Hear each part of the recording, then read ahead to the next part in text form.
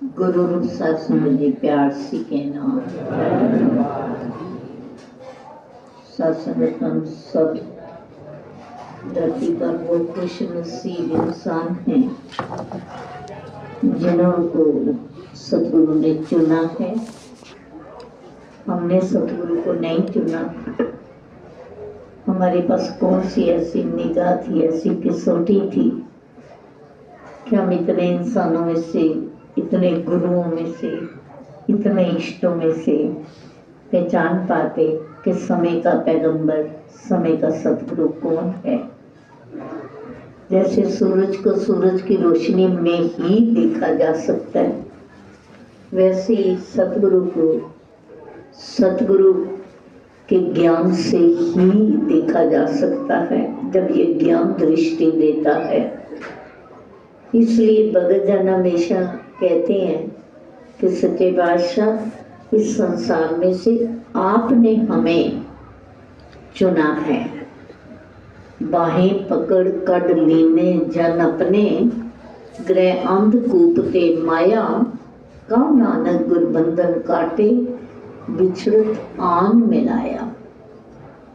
कहते कि गुरु ने इस संसार में से हमारा बाजू पकड़कर हमें अंधकार से प्रकाश की ओर खींच लिया है। We are the chosen ones, Bible में आता है कि जब प्रॉफिट दुनिया में आता है, लॉर्ड मास्टर आता है, तो ये अपने भक्तों को शहंशाह जी कहा करते थे कि अभी तो मैंने उन भक्तों को चुना है जो हर युग में मेरे साथ आते हैं।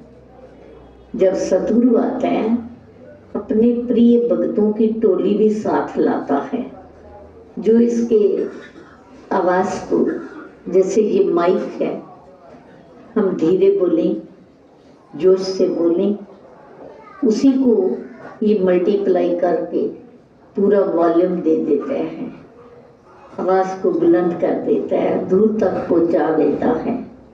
इसी तरह इसके भगत जन होते हैं। गुरु का मुखार में से जो वचन निकलता है, भगत का पहला कर्तव्य होता है कि गुरु की आवाज को बुलंद करे, जन जन तक पहुंचाए। अभी सत्संग हम सब ने कहा, being Nirankari is a responsibility. क्या कहने से बात खत्म होगी? दसी सोच रही थी कि how can we perform our responsibility, this is the major question. खाली कहने से कि हम कर्म से प्रचार करें, ये संगत में बताना चाहिए कि कर्म हमारा कौन कौन सा है जो करना है। हमने डूज और डोंट्स की बात की, डूज की भी बात, ये बच्चे हैं, इन्होंने ग्रंथ नहीं पढ़े, इन्होंने दुनिया में धक्के नहीं खाए कि बहुत तपस्या की हो, एक टांग पर खड़े होकर इस निराकार की आराधना की हो। इनको तो समझाना पड़ेगा ना कि डूज कौन से हैं जो सतगुरु कहती हैं जो करनी हैं, तो कौन सी बातें नहीं करनी हैं। क्योंकि एक तो ऊपर की बातें होती है, झूठ नहीं बोलना, छल कपट नहीं करना, कहीं पर हमने गाली गलौज नहीं करनी, नशा नहीं करना, ये बातें तो कॉमन होती हैं। परंतु इस भक्ति की सागर में डुबकी लगाने के लिए बहुत कुछ और भी है जो नहीं करना, बहुत कुछ और भी है जो करना है। कई बार सत्संगत हम आ जाने में बहुत कुछ प्राप्त कर लेते हैं और कई बार आन जाने में बहुत कुछ खो देते हैं। इसी से चेतन करते हैं हमें सतगुरु। सत्संगत यहाँ भी आया कि सतगुरु मैनू चरनी लाया। मेरे को सतगुरु ने अपने चरणों में बुलाया है, चरणों का सहारा दिया है। चरनी लगाया का भाव ये होता है। अब सतगुरु के चरण कौन से हैं? क्या ये शरीर के साथ जो पांव लगे हैं यही सतगुरु के चरण है, या सत्संगत गुरु के वचन गुरु के चरण है? गुरु ने हमें किसके साथ जोड़ा है? आप सब बताएंगे किसके साथ जोड़ा है? निरंकार के साथ। निरंकार का ज्ञान दिया है ना, तो इसका मतलब गुरु के चरण कौन से हुए? निरंकार। सतगुरु मैनू चरनी लाया। पहले तो हम भी शरीर में हैं, गुरु भी शरीर में है। अगर इस समय गुरु प्रकट ना होता तो हमें कौन निरंकार के साथ जोड़ता? या हम शरीर में ना होते, आज से 200-150 साल पहले पैदा हुए होते, जब गुरु प्रकट नहीं था, फिर कैसे निरंकार से जुड़ते? ये हमने अपने आप से पूछना है, कितना बड़ा एहसान किया है इस निरंकार ने। क्योंकि आप देखो तो 1708 ईस्वी में साहिब श्री गुरु गोविंद सिंह जी महाराज 10वीं पातशाही शारीरिक रूप से उन्होंने इस निरंकार में अपने स्थान ले लिया, जो उनका अपना निज घर था। क्या उसके बाद धरती से ज्ञान अलोप हो गया? आप बताओगे, ज्ञान कभी अलोप होता है? नहीं होता ना। तो फिर प्रगट कभी होता है, कभी गुप्त होता है। ये बातें हमें समझनी है। लोग कहते हैं कि ये थोड़ी है कि आपके बाबा जी ने ज्ञान दिया, निरंकारी मिशन ही ज्ञान दे रहा है। सत्संग कहते हैं नाम रेहो साधु रेहो गुरु गोबिंद। कहते ये नाम निरंकार को कहते हैं। नाम तेरा निरंकार है, नाम लइए नरक ना जाइए। कहते तेरा ये निराकार जो स्वरूप है, जो केवल गुरु ही हमें दिखलाता है। जब तेरे ध्यान में जीवन बीतता है, फिर नरक नहीं, फिर 84 लाख योनियां नहीं, फिर मोक्ष है। तो सत्संग, ये सतगुरु जब हमें ज्ञान देता है, उसके बाद ध्यान देता है, क्योंकि ये निरंकार बहुत सूक्ष्म है। ध्यान देने के लिए हमें सेवा, सिमरन, सत्संग, इन साधनों के साथ जोड़ा जाता है। यही सत्संग होता है। सत्संग कैसी जानिए प्रश्न है गुरबाणी में, सत्संग कैसी जानिए। और आगे साहिब ने उत्तर दिया है, जिथे इको नाम विखानी है। कहते जहाँ केवल सतगुरु निरंकार, इसके उपकार, इसकी कृपाओं की चर्चा होती है, जहाँ पर सत्य के साथ हमारी वृत्ति को जोड़ा जाता है, यहाँ भी अगर एकाग्रता ना मिली, यहाँ भी हम बातचीत में उलझ गए। सत्संगत अभी पीछे ही सदगुरु माता सुदीक्षा जी महाराज बड़े स्पष्ट शब्दों में कह रहे थे, हमने सोचना है कि संगत में आए हैं, हमारा शरीर संगत में बैठा है, मन बैठा है या सुरत बैठी है। क्योंकि मन पहले बैठेगा, फिर सुरत जुड़ेगी। शरीर तो बैठा है, पर मैं देख क्या रही हूँ, फलां महापुरुष ने क्या पहना है, कैसे गीत बोल रहा है, कैसे खड़ा है, कौन नया आया है, कौन पुराना आया है। मेरी निगाह तो वही चमड़ी वाली रह गई, मैं शरीर ही देखती रह गई। वो वचन जो आ रहे थे गीत रूप में, कविता रूप में, अभी क्षमा याचना हुई, उसमें हम सब जुड़ गए। क्योंकि हम सब जानते हैं, अंदर से अपने स्टोर को पहचानते हैं कि गुनाही परिया मैं फिराऊं लोग के दरवेश। मेरे अंदर कितनी कमजोरियां हैं, कितने अवगुण हैं, कितने पग पल हम भूल जाते हैं। फिर इस दातार से क्षमा याचना कोई एक दिन तो ये निश्चित करते हैं कि हर पल हमने मांगनी है। ये सिंबॉलिक है कि हमने जैसे आज क्षमा याचना सतगुरु के आगे की, हर पल करें सच्चे बादशाह। जाने अनजाने पता नहीं कितनी गलतियां हो जाती हैं। तो कहने का भाव सत्संग, सतगुरु प्रगट होना गुरु का, ये धरती की बहुत बड़ी खुशकिस्मती होती है। ये नहीं होता कि कभी ज्ञान दुनिया से अलोप हो जाए, कभी माउथ टू माउथ रहता है, कभी बहुत कोई जिज्ञासा वाला होता है तो उसको दिया जाता है। जैसे सत्संग साहिब श्री गुरु गोविंद सिंह आप देखते हैं, अब हम 2023 में जा रहे हैं। ये 2000 का समय जो है, सन है, ये नहीं, इससे पहले सृष्टि नहीं थी। ये तो पता नहीं कितने युगों से कोई नहीं जानता ये सृष्टि का आदि अंत हुआ, कब निरंकार ने इसको पैदा किया। अंत नहीं तेरी रचना दा, विस्तार दा तेरे अंत नहीं।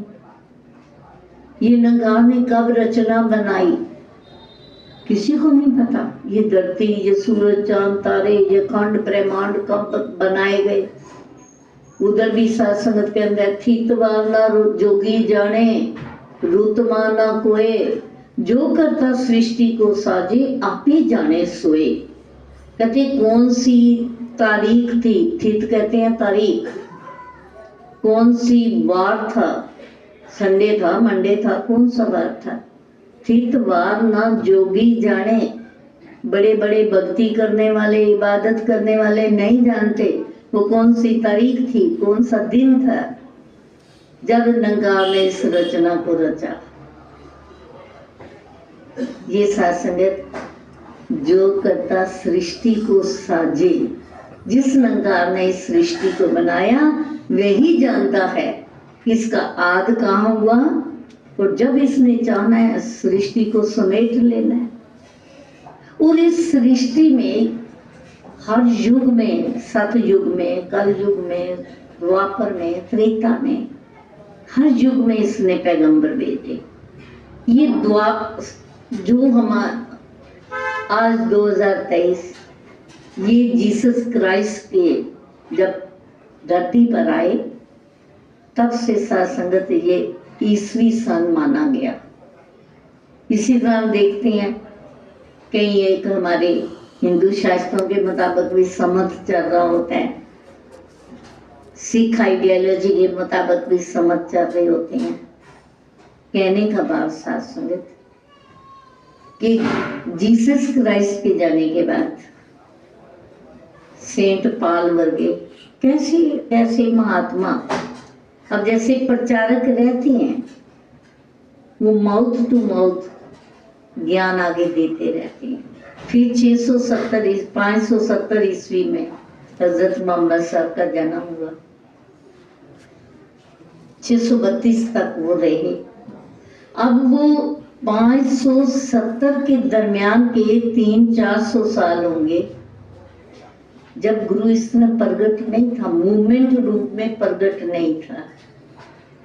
फिर इस्लाम धर्म आ गया, हजरत मोहम्मद साहब ने इतना प्रचार किया। फिर हम देखते हैं 1469 में साहिब श्री गुरु नानक देव जी का जन्म हुआ। फिर बीच में गैप, और 1873 में सतगुरु बाबा बूटा सिंह जी महाराज का जन्म हुआ। ये जो गैप पीरियड आ जाता है बीच में, 1708 के बाद हम देखते हैं 1929 में सतगुरु बाबा बूटा सिंह जी महाराज ने इस आवाज को, इस ज्ञान को एक मूवमेंट रूप में, आंदोलन रूप में, कि ये जन जन तक पहुंचे, कितना प्रयास किया होगा। एक शरीर गुरु का, कहने को एक शरीर तो एक है, एट ए टाइम एक जगह होता है, परंतु इसकी शक्तियां अनेक रूप में फिर प्रकट होती हैं जब निरंकार ये चाहता है कि अब ये दुनिया में फैले। तो नाम रियो, साधु रियो, वो संत महात्मा रहते हैं। हम बहुत कोई जिज्ञासा, जैसे बाबा बूटा सिंह जी महाराज थे, अब इतनी जिज्ञासा कि उनके आंसुओं से कहते हैं कि पाठ करते थे तो आंसुओं से भर के गिर जाते थे। जब कहते थे तू दरियाओ मेरा दाना बीना, मैं मछली कैसे अंत लां, जैन जैन देखा तैं तैं तू है, तुझसे निकसी फूट बना, कि मैं तो तेरे दरिया की मछली हूँ, बाहर निकली नहीं तो मर जाऊंगी। पर सच्चे बादशाह तू है कौन सा दरिया जिसकी मैं मछली हूँ? मैं तो माया के घूम रही हूँ। और जब ज्ञान हुआ, ज्ञान था तो भाई कान सिंह जी ने दिया ना, ज्ञान हुआ। अब भाई कान सिंह जी को हम गुरु नहीं कहते, प्रचारक हो सकते हैं, ज्ञान देने वाले हो सकते हैं, क्योंकि गुरु वही होता है जो ज्ञान को आगे फैलाता है। हम हजरत मोहम्मद साहब को प्रॉफिट कहते हैं, जीसस क्राइस्ट को प्रॉफिट कहते हैं, साहिब श्री गुरु नानक देव जी से लेकर 10 पातशाहियों को हम सतगुरु कहते हैं। आज हम निरंकारी मिशन के 6वें सतगुरु के चरणों में बैठे हैं। जो फैला देता है इस ज्ञान को वो समय का पैगंबर कहलाता है। ज्ञान कभी बीज नाश नहीं होता। पहली बात ये हमारे समझने वाली है। दूसरी बात समझने वाली है, ये निरंकार की बहुत बड़ी कृपा होती है जब हम शरीर में हैं और गुरु प्रगट है। ये निरंकार आज पकड़ पकड़ के गांव गांव जा जा के पेड़ों के नीचे बैठ के माइक लगा के हर संगत में आप आवाज देते हो कि साथ संगत ज्ञान कक्ष खुला है, जिस किसी को जिज्ञासा हो वो अपने प्रभु के दर्शन कर सकता है। इतना खुला ज्ञान, इतना कीमती ज्ञान और इतना शरेआम दिया जा रहा, डंके की चोट पर दिया जा रहा। क्यों? जिसके पल्ले सच का सौदा है उसे डरने की क्या जरूरत है? हम सच का ज्ञान दे रहे हैं, सच्चाई का ज्ञान दे रहे हैं, निरंकार का ज्ञान गुरु दे रहा है। इसलिए डंगे की चोट पर गली गली कह रहे हैं, हर स्थान पर कह रहे हैं। वो कोई वेस्टर्न कंट्री हो या ईस्टर्न हो या मिडल ईस्ट हो, क्योंकि हमारे पास सच्चाई है। इस सच्चाई को कोई झूठला नहीं सकता, कोई ये नहीं कह सकता इसमें कोई मिलावट है। अगर प्योर खालिस ज्ञान है फिर हम क्यों डरेंगे? इसलिए साथ संगत जब सतगुरु प्रगट होता है तो ये ज्ञान जन जन के कानों तक आवाज पहुंचती है कि आज आप अपने 84 लाख बरमते बरमते मानुष जन्म अब पायो। 84 लाख योनियों से जो हम आ रहे हैं, अब अपना निबेड़ा आत्मा को कर सकते हैं। यहाँ साथ संगत सतगुरु मैनू चरनी लाया, परम पुलेखा सब गवाया। अब 2 शब्द हैं, भरम एक बुलेखा। भरम हमें अंदर से पड़ता है, मन से पड़ता है, बुलेखा बाहर से आता है। ये भी समझने की बात है। हम कहते हैं निकले थे, आगे बिल्ली आ गई, काम नहीं होगा। अब बाहर से किसी ने थोड़ी कहा कि आपका काम नहीं होगा। मेरे मन ने कह दिया कि बिल्ली अपशगन है, इस दिन ये दिन अच्छा नहीं है मेरे काम करने का, ये दिन अच्छा मेरे मुहूर्त का नहीं है। मैंने एक बार किसी पूर्वज के, उन्होंने मेहंदी लगाई होगी और कहीं पर किसी बरादरी में सुनने को मिला कि उस लड़के की जिसने दूल्हा बन के आना था, निरंकार की ओर से इतनी आयु थी, तो उस बरादरी में ये चल गया कि शादी के समय मेहंदी नहीं लगा ली। अब एक अगर ब्राइड की डेथ हो गई, क्या सारी उम्र वही किस्मत सबकी होगी? ये सब भ्रम हमारे अंदर के हैं।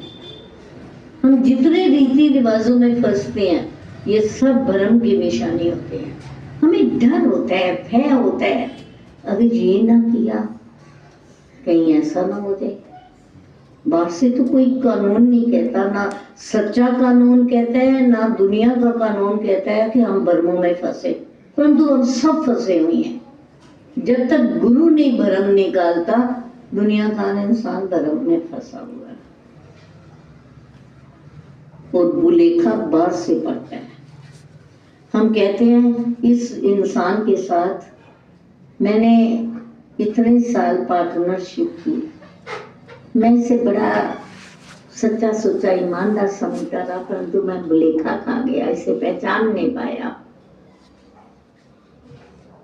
ये मेरा रिश्ता जो किसी के साथ संबंध जुड़ा, जरूरी नहीं कि ये हस्बैंड वाइफ के रूप में, किसी रूप में भी जुड़ जाते हैं, दोस्ती के रूप में, किसी और रूप में, बिजनेस के रूप में, वो हमारी कसौटी पर नहीं पूरा उतरता, स्वार्थी खुदगर्ज हो जाता है। जहाँ हमारे वो जो मेजरमेंट है हमारे हाथ में उसके मुताबिक पूरा नहीं उतरता, हम कहते हैं मैं तो बुलेखे में गई, मैं इसे कुछ और समझती थी, ये कुछ और निकला। रस्सी को हम सांप समझ के रास्ता काटते गए, तो ये भरम बुलेखे होते हैं।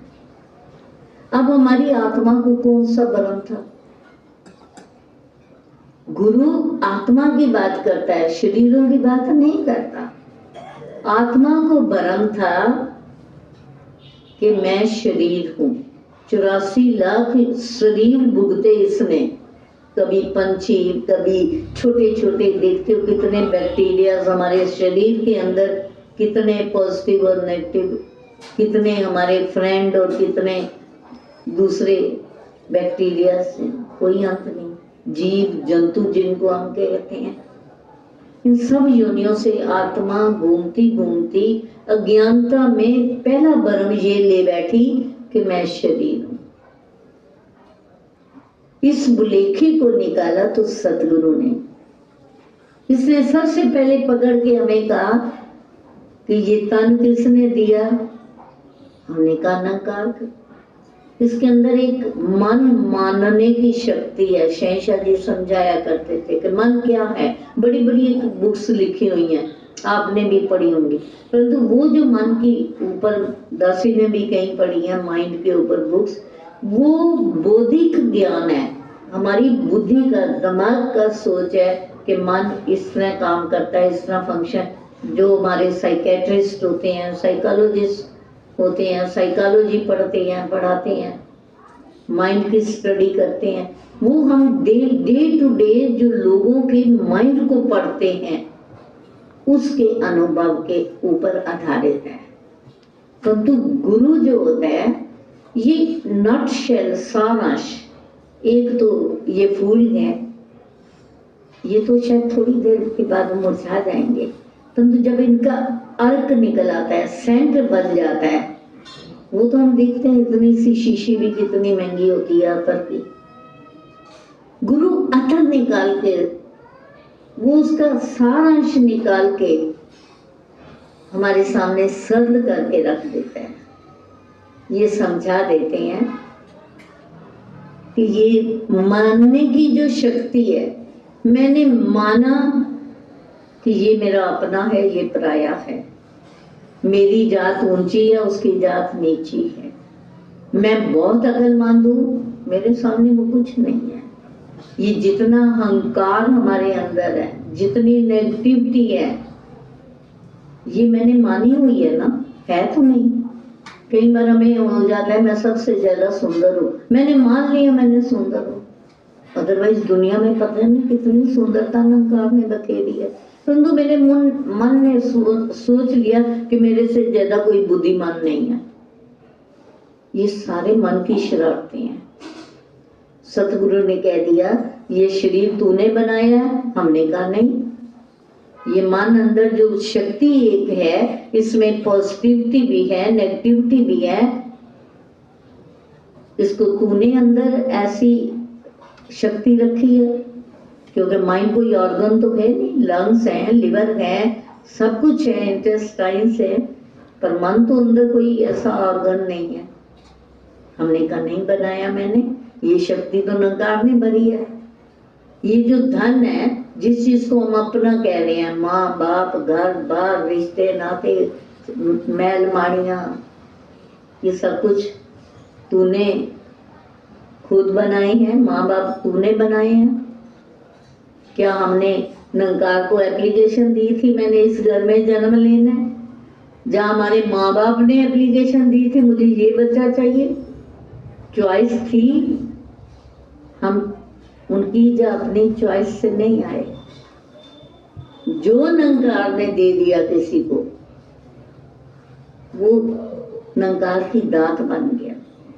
तो ये तन मन धन जो कुछ तुझे मिला है निरंकार ने दिया है, कितना सरल तरीके से कह दिया इसे निरंकार का समझ। जब तक हम समझते रहते हैं तब तक सुखी है। सुख और दुख के अंदर शहंशाह जी कहते थे एक बारीक सी पर्दा है सुख और दुख में, वो सारा पर्दा हमारे मन के मानने से है।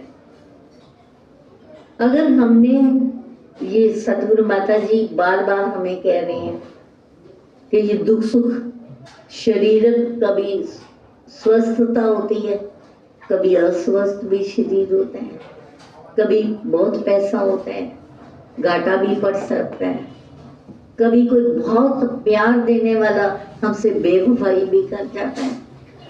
All these are part and parcel of our life. ये जीवन के हिस्सा हैं, होंगे। Be ready for that. Face करो इनको। और फेस कैसे करें? अब शरीर में दुख है, एक बार तो पीड़ा होगी ना, दूसरे माइंड ध्यान आएगा कि सच्चे बादशाह पीड़ा दी तूने है तो ले भी तो तू। अभी बच्ची बोल रही थी कि तेरे में सारे सुख समाये हैं, तो मैं तुझे ही मांग लेती हूँ, सुख अपने आप आ जाएंगे। ये सुखों के दाते को मांग लेते हैं। जैसे एनेस्थीसिया लग जाता है, ऑपरेशन बड़े से बड़ा होता है, वो चीर फाड़ भी हो रही है, खून भी बह रहा है, इतने ज्यादा शरीर में से कुछ निकाला जा रहा है, कुछ डाला जा रहा है, इम्प्लांट किया जा रहा है। परंतु वो एनेस्थीसिया ये नहीं कि वो कट लग रहा है, खून बह रहा है, दर्द है नहीं, पर दर्द महसूस नहीं होता। क्यों नहीं महसूस होता? क्योंकि वो जगह सुन कर दी गई है, सेंसिटिविटी उसकी खत्म कर दी गई है। जो दुख को महसूस करे, उतने आर्गन की कई बार पूरा बेहोश कर देते हैं एनेस्थीसिया देकर। इसी तरह ये नाम का नशा है, नाम नशा कहते हैं।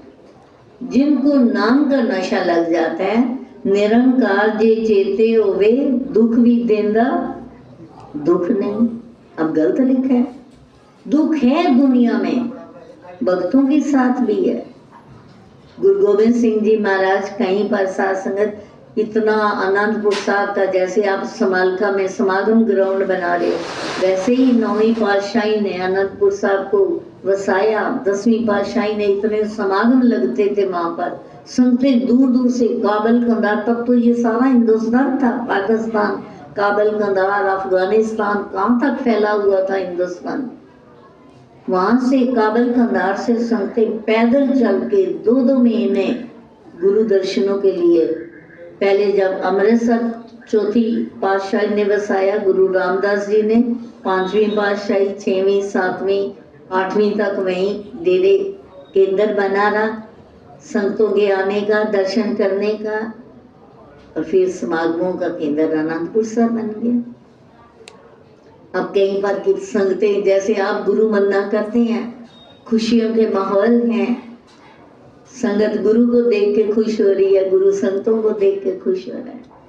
परंतु एक समय ऐसे आया, बड़े बेटे भी शहीद हो गए, 14 और 16 साल के बच्चे, और छोटे 7 और 9 साल के बच्चे जीते जी दीवार में चनवा दिए गए।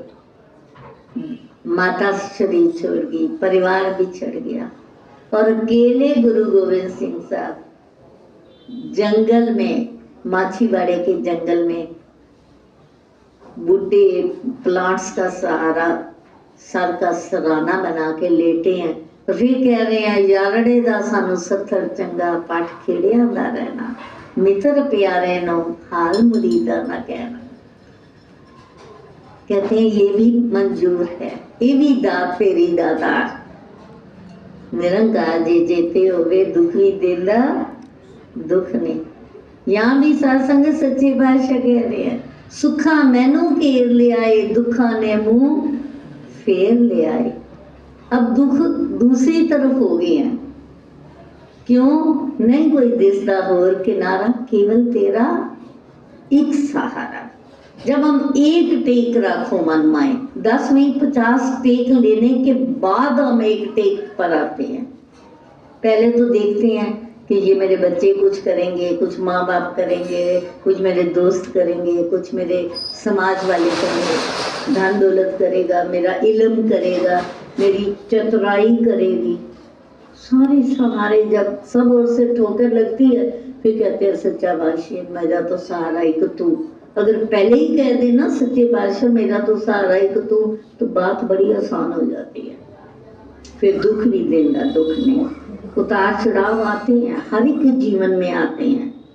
देखा सत्संग नंगारी मिशन पर 78 का समय, बच्चे तो कहीं पैदा भी नहीं हुए होंगे उस समय। कैसे कैसे पंजाब के हालात थे। मौत को हाथ पर लेकर सामने शीश रख कर घूम रहे थे महात्मा, पर मेरा डोले ना इतबार। ये गुरु की शक्ति थी, विश्वास को कम नहीं होने दिया।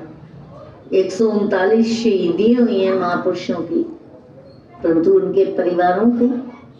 दासी सत्संग जैतोसर गई, वहाँ एक गांव में बहन जी आज सरपंच है, दोनों बच्चे और बाप।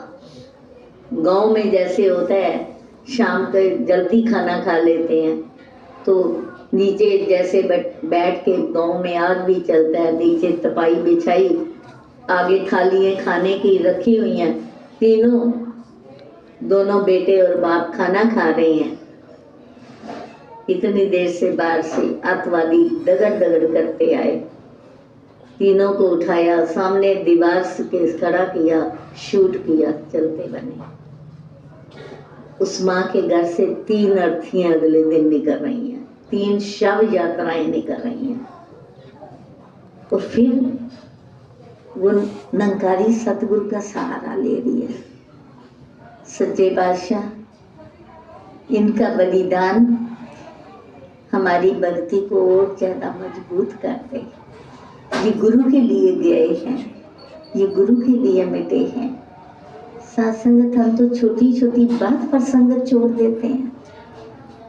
किसी ने मुझे ऊंची आवाज में कह दिया, किसी ने मेरे बच्चे की ड्यूटी वहाँ बाहर ट्रैफिक में लगा दी, स्टेज के पास नहीं लगाई। कितनी छोटी छोटी बातों में हमने भक्ति अपनी को कमजोर किया हुआ।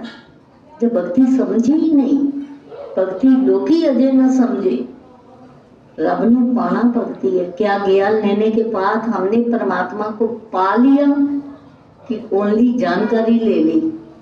Major question to be asked from our own self. इसका आंसर हमने अपने आप से पूछना है। क्या मैंने निरंकार को केवल गुरु ने तो जानकारी दे दी है ये निरंकार है, मैंने पा लिया इसे? फिर तो सबर संतोष, फिर तो सत्संगत शब्द गुरु दा जे मन वसे। शब्द ज्ञान को कहते हैं, निरंकार को कहते हैं।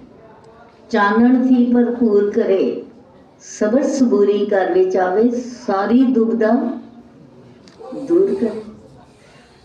अगर हृदय में ज्ञान पा लिया है, फिर तो असंतुष्टि नहीं, फिर तो पद पदवियों के पीछे दौड़ने की, अभी अधिकारों की बात हो रही थी, ताकत की बात हो रही थी। किसी को भी थोड़ी सी ताकत मिल जाती है तो एक ह्यूमन नेचर है, इंस्टिंक्ट्स उसकी कह देती हैं तो कुछ खास है, अंदर फूंक मार देती हैं अभिमान को, तू खास है। तभी तो गुरु ने तेरे को ये सेवा दी है। और वही पल हमारे गिरने का भी होता है, उठने का भी होता है। जब हमारे कान में हमारे वो आम कहता है ना तो खास है, उस समय हम कहते हैं सच्चे बादशाह गुनाही परिया मैं फिरा। मेरे को पता है कि तेरी कृपा है, मेरे में खासियत नहीं है। अगर तूने सेवा दी है तो तेरी कृपा है। मैं तेरी कृपा को अपनी प्राप्ति ना समझ लूं, वहीं भुलेखा खा जाऊंगा, वहीं मेरी भक्ति कमजोर हो जाएगी। इसलिए सत्संग निरंकार को पाना है, इसको अंग संग महसूस करना है, इससे बातें करनी है। शहंशाह जी हमेशा कहते थे, 2 कानों वालों को मत सुनाया करो। हो सकता है आज वो आपका मित्र है, प्यारा है, खास है, निकट है, और कल उसको कोई भी आपको का आपकी बात अच्छी ना लगी या अनबन हो गई तो वो उसी आपकी कमजोरी को लेके आपको एक्सप्लॉइट करेगा, जगह जगह आपकी बदनामी करेगा। ये निरंकार है सागर, जो हमारा मार्गदर्शक भी है, हमारा रास्ता भी। कहते हैं ना कि निरंकार दा सिमरन करके हर राहत मिल जाती है। जहां हमें रास्ता ना मिले, ये रिश्ता करें या ना करें, ये डील करें या ना करें, ये ज्वाइन करें नौकरी ना करें, बहुत बार ऐसा होता है हम डिसाइड नहीं कर पाते कि इस काम करने में सुख होगा या नहीं। उसी समय साथ संगत निरंकार का ध्यान करके इस पर छोड़ दें। सच्चे बादशाह अगर हमारे हित में है, फायदे में है, तो आप जी मेरी अरदास सुन लेना। अगर नहीं फायदे में, मैं लाख मांगू मुझे मत देना। मुझे नहीं पता कल मेरे लिए कौन सी चीज सुखदाई है, ये आपको पता है। तीन कालदर्शी गुरु होता है, हम नहीं है। हमें तो अगले पल का नहीं पता, संगत से उठ के हमारे साथ अगला पल कौन सा होना है।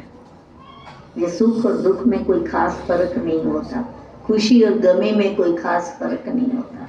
इसलिए गुरसिख अपने अब सौंप दिया इस जीवन का सब भार तुम्हारे हाथों में है, जीत तुम्हारे हाथों में है, हार तुम्हारे हाथों में। ये सौंपना बड़ा मुश्किल है बहुत मुश्किल, पर भगतजन मुश्किल काम ही करते हैं, आसान काम नहीं करते। तो अखीर में साथ संगत यहाँ सतगुरु ने फैसला दे दिया, सच्चे बादशाह ने भेजी लास्ट 2 लाइन्स।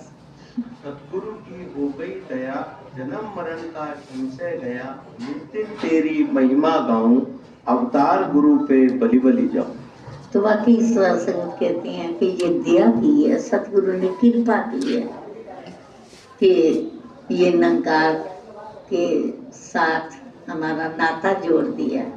सतगुरु बाबा बूटा सिंह जी महाराज सत्संगत हमेशा उस समय तो एक एक को पकड़ कर ज्ञान दिया जाता था। थोड़े से महात्मा जब 8-10 हो गए तो सत्संगत कैसे उन्होंने मिशन को फैलाया।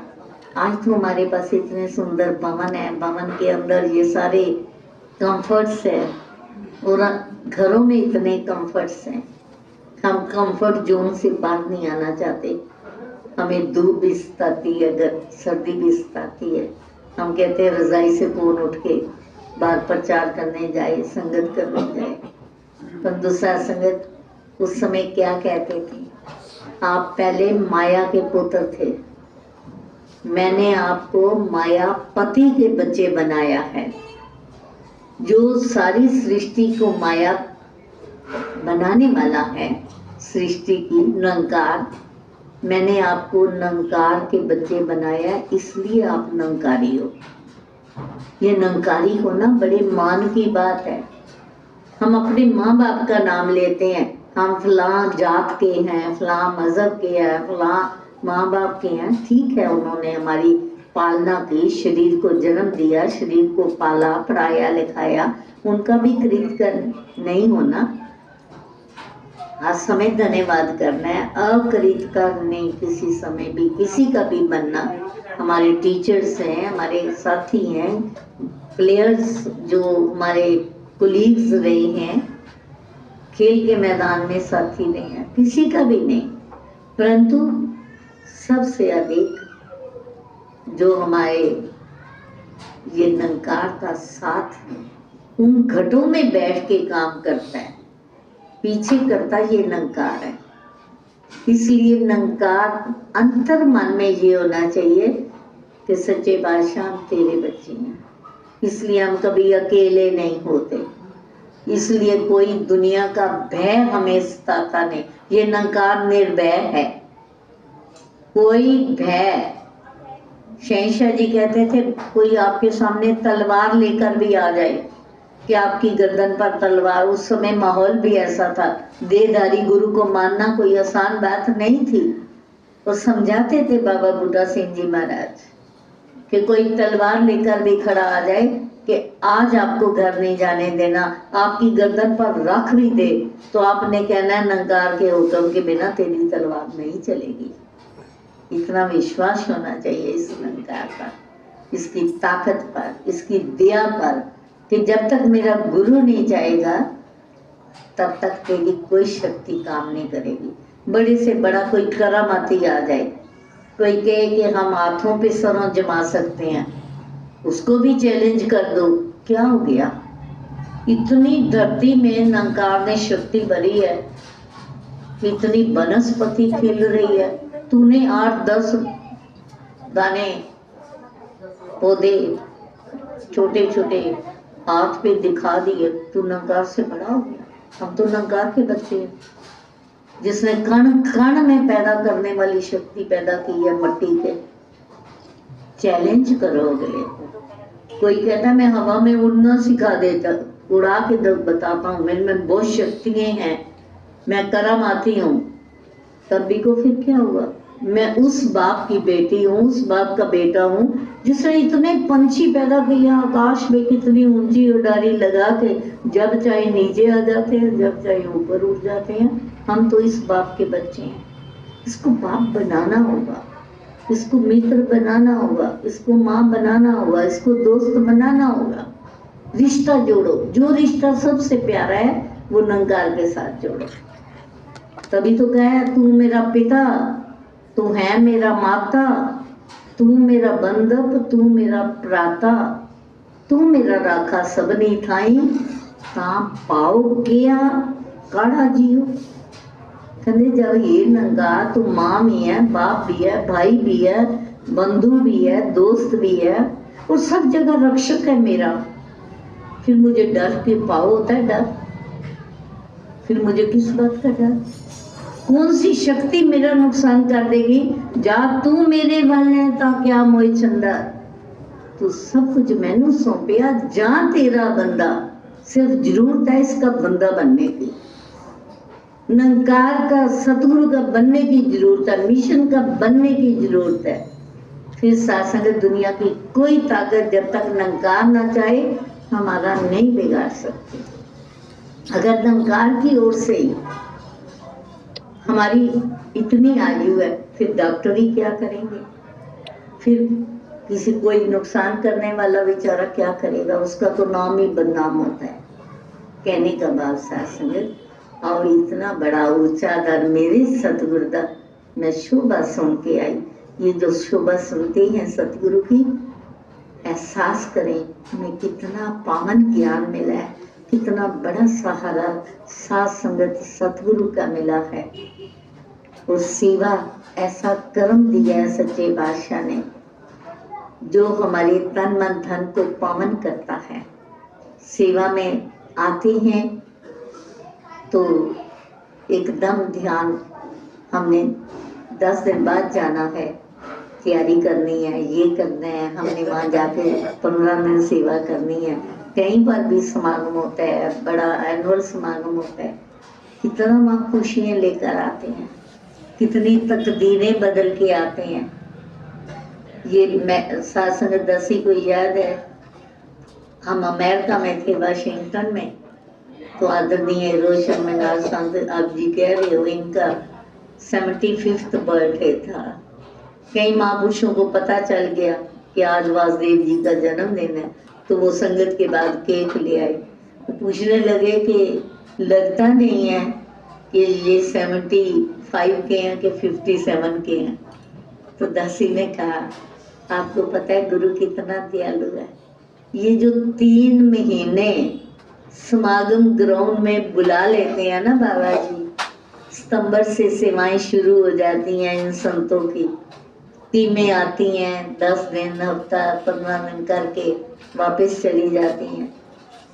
तो ये नहीं उन ग्राउंडों को साफ करवा रहे हैं, वो अनलेवल्ड धरती को लेवल करा रहे हैं। ये हमारी पता नहीं कितने जीवन के अनलेवल्ड रास्ते हैं जिनको सतगुरु लेवल्ड कर रहे हैं। तो सेवा के मैदान में कितने दुख दलिद्र दूर हो रहे हैं, कितने मनों में प्रसन्नता और परेशानियों को ये प्रसन्नता दे रहे हैं, परेशानियों को दूर कर रहे हैं। चिंता दिल दी हो गई दूर, जिधर देखा नूरो नूर। चारों तरफ तो जब गुरु नजर आ रहा है, जब संत नजर आ रहे हैं, वहां चिंता का कोई आने का रास्ता ही नहीं है, कोई परेशानी नहीं है। आज यहाँ कोटा में बैठे हैं, कहीं पीछे ही आप डीएनए सुन रहे होंगे टीवी पर कि कितने बच्चे सुसाइड करते हैं only due to depression, tensions. जवानों के सवाल भी होती हैं, इतनी टेंशन, इतने डिप्रेशन, सहारा नहीं है। ये लादर्स जो प्यार है, ये केवल सतगुरु और सतगुरु के प्यारों से मिलता है। सारी दुनिया स्वार्थ का प्यार करती है, सिंसेरिटी खो गई है। तो सिंसेरिटी आपको इन संतों से मिलेगी, गुरु से मिलेगी। तो सत्संग समय भी बहुत हो चुका है, आप जी कृपा करो कि इतनी ऊंची दात जो हमें मिली है इसकी कदर कर पाए। हर समय क्षमा याचना करते रहें कि सच्चे बादशाह मैं तेरी शरणा, तू मैनू बख्श।